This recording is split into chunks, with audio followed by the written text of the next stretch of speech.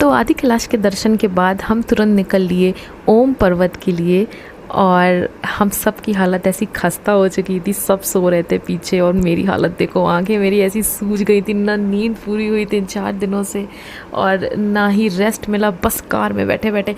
और सब लोग यही कह रहे थे कि अगर वहाँ पे जाना है तो मतलब एक दिन तो गुंजी में स्टे करना ही पड़ता, उसके बाद ही आप नेक्स्ट डे पे आदि कैलाश और ओम पर्वत पे जाओ। पर हमारे पास टाइम नहीं था, हमें निकलना था और नेक्स्ट डे, इसीलिए हम लोग मतलब बहुत ही ज़्यादा हिम्मत से हम लोग ने बोला नहीं, हम लोग कर लेंगे आदि कैलाश ओम पर्वत एक ही दिन में और वापस भी आ जाएंगे।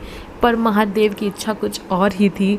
और हुआ ये कि हम ये ओम पर्वत की रास्ता एक तो बहुत ज़्यादा ऊबड़ खाबड़ थी और ये बीच में शिव मंदिर पड़ा, पर हमारे पास इतना टाइम भी नहीं था कि हम कहीं भी उतर के फ़ोटो शूट कुछ भी कर पाते, तो हम बस चलते ही जा रहे थे। मैंने थोड़ा सा वीडियो बना लेते, काफ़ी सुंदर शिव मंदिर था और हम बस चलते जा रहे थे। हमारी हालत बहुत ख़राब हो चुकी थी सबकी, सब सो रहे थे।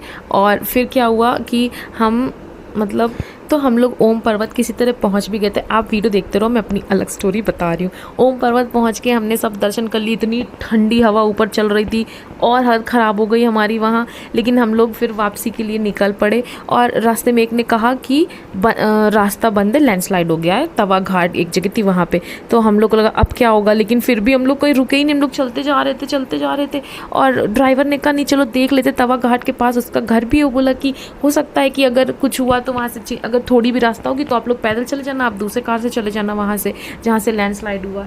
तो हम वहाँ तक चलते गए, रात हो गई, 7-8 बज गए। अब जब वहाँ हम लोग पहुँचे तो हम लोग माउंटेन के नीचे मतलब खड़े और अंधेरे में रात के 8 बज गया। पता चला कि सुबह 10 बजे लैंडस्लाइड हुई थी। वो देखो ओम पर्वत है, बिल्कुल ओम की शेप का। हम लोग इतने लकी थे कि हम लोग को कम से कम ये तो दिख गया, सनी डे पे दोनों चीज़ें, दर्शन हो गए आराम से। लेकिन फिर जो रात में हालत ख़राब हुई उसमें सारा लक चला गया। हम वहीं खड़े रहे, हम लोग ने कुछ खाया पिया नहीं तो सुबह से बस मैगी एक खाई थी।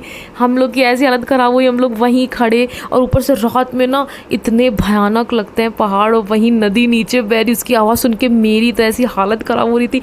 8 बजे से रात के 2 बज गए और पता है बम के धमाके की आवाज़ इतनी आ रही थी वहाँ पे।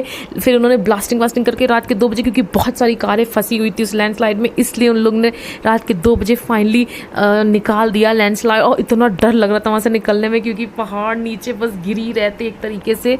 तो उसके बाद हम लोग करीब 4 बजे अपने वापस रात के पहुँचे होटल में। और फिर वहाँ से नेक्स्ट डे हमें निकलना था, लेकिन फिर हमारा कुछ प्लान में चेंज हो गया, हम रानी खेत भी गए। तो अब उसका नेक्स्ट व्लॉग में बताऊँगी। बाकी यहाँ बहुत ठंड थी, कान मेरे पूरे सुन्न हो गए थे, सर दर्द हो रहा था। That's all for this video. Stay tuned for the next vlog which will be of Rani Khet. Thank you so much.